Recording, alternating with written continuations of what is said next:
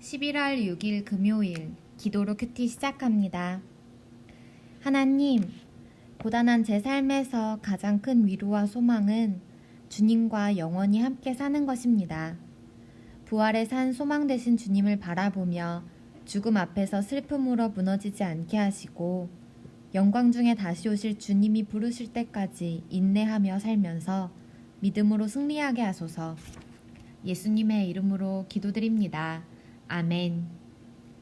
죽음의 슬픔을 이기는 재림과 부활 소망. 오늘의 찬송, 경배와 찬양, 주의 이름 높이며 찬양의 가사를 함께 읽습니다. 주의 이름 높이며 주를 찬양하나이다. 나를 구하러 오신 주를 기뻐하나이다.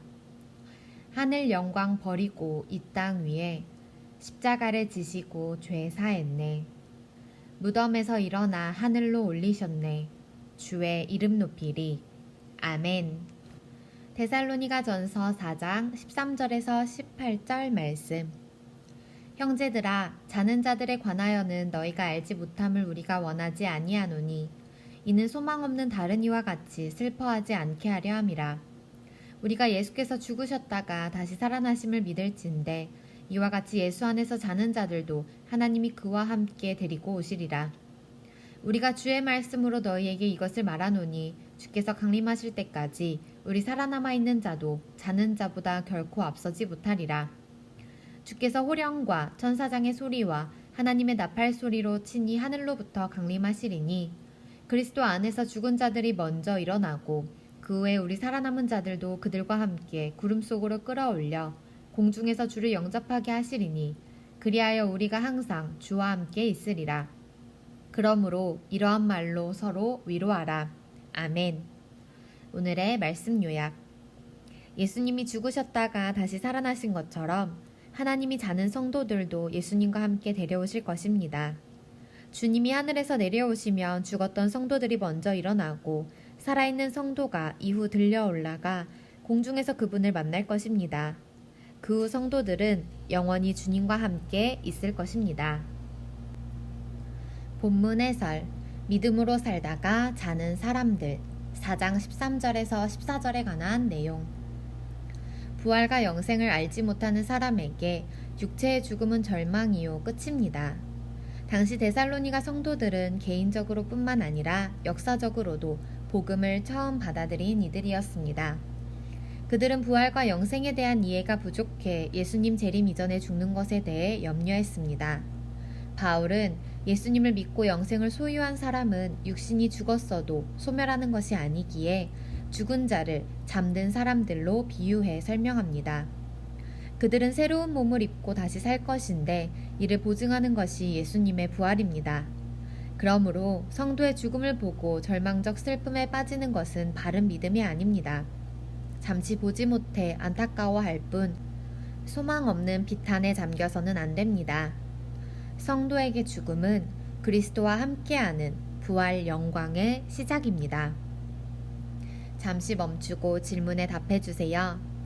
바울이 죽은 자들을 잠든 사람들로 묘사한 이유는 무엇인가요? 위에서 5번째 줄. 바울은 예수님을 믿고 영생을 소유한 사람은 육신이 죽었어도 소멸하는 것이 아니기에 죽은 자를 잠든 사람들로 비유해 설명합니다. 그리스도 안에서 사랑하는 가족이나 친구의 죽음을 맞는 자세는 어떠해야 할까요? 성도의 죽음을 보고 절망적 슬픔에 빠지는 것은 바른 믿음이 아닙니다. 잠시 보지 못해 안타까워할 뿐 소망 없는 비탄에 잠겨서는 안 됩니다. 성도에게 죽음은 그리스도와 함께하는 부활 영광의 시작입니다. 재림 때 일어날 일들 4장 15절에서 18절에 관한 내용. 예수님의 재림과 부활은 성도에게 소망이 됩니다. 바울은 예수님이 재림하실 때 일어날 사건의 순서를 설명합니다.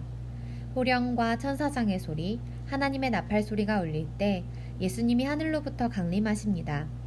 그때 먼저 천사들을 통해 온 세상 모든 곳에서 택하신 사람들을 모으십니다. 이는 주님께 소환된 모든 자가 사방에서 나아오는 것으로 그리스도 안에서 먼저 죽은 자들이 주님처럼 새로운 몸으로 부활함을 가리킵니다. 이어서 살아있는 자들도 새로운 몸으로 변화되어 주님을 영접합니다. 이렇듯 주님의 재림은 죽은 자나 산 자 모두에게 소망의 날입니다.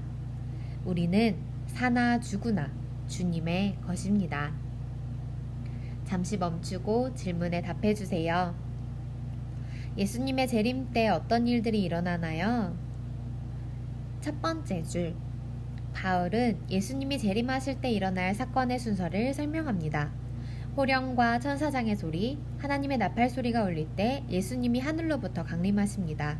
그때 먼저 천사들을 통해 온 세상 모든 곳에서 택하신 사람들을 모으십니다. 이는 주님께 소환된 모든 자가 사방에서 나아오는 것으로 그리스도 안에서 먼저 죽은 자들이 주님처럼 새로운 몸으로 부활함을 가리킵니다. 이어서 살아있는 자들도 새로운 몸으로 변화되어 주님을 영접합니다. 재림과 부활의 소망이 있는 사람과 없는 사람의 차이는 삶에서 어떻게 드러날까요?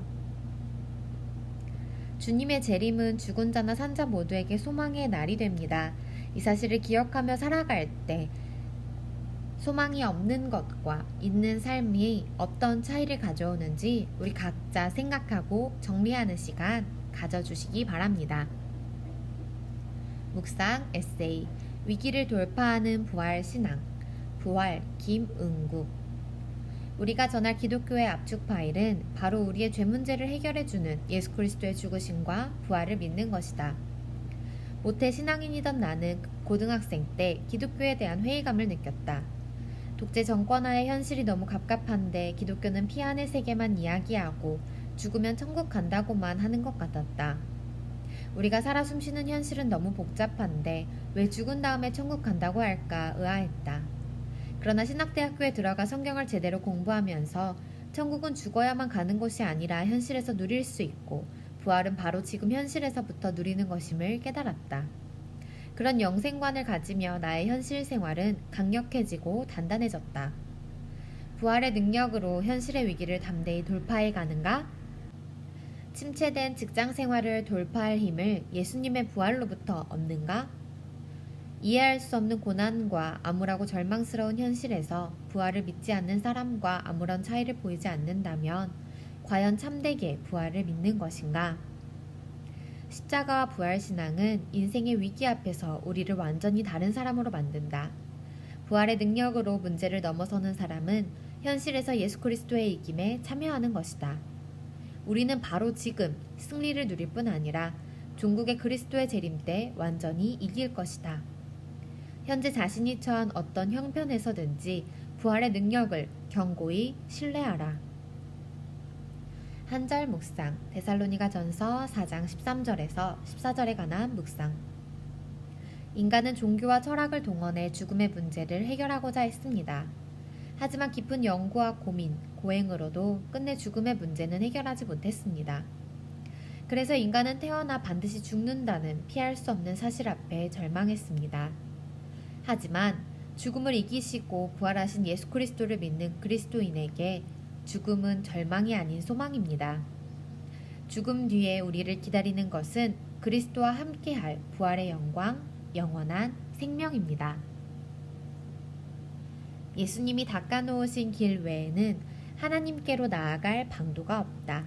헨리 나우엔. 오늘의 기도 드립니다. 하나님, 고단한 제 삶에서 가장 큰 위로와 소망은 주님과 영원히 함께 사는 것입니다. 부활의 산 소망 되신 주님을 바라보며 죽음 앞에서 슬픔으로 무너지지 않게 하시고 영광 중에 다시 오실 주님이 부르실 때까지 인내하며 살면서 믿음으로 승리하게 하소서. 예수님의 이름으로 기도드립니다. 아멘. 다시 오실 예수님을 기대하고 기다리며 믿음으로 날마다 승리하는 성도님들 되시길 축복합니다. 오늘의 큐티를 마칩니다. 감사합니다.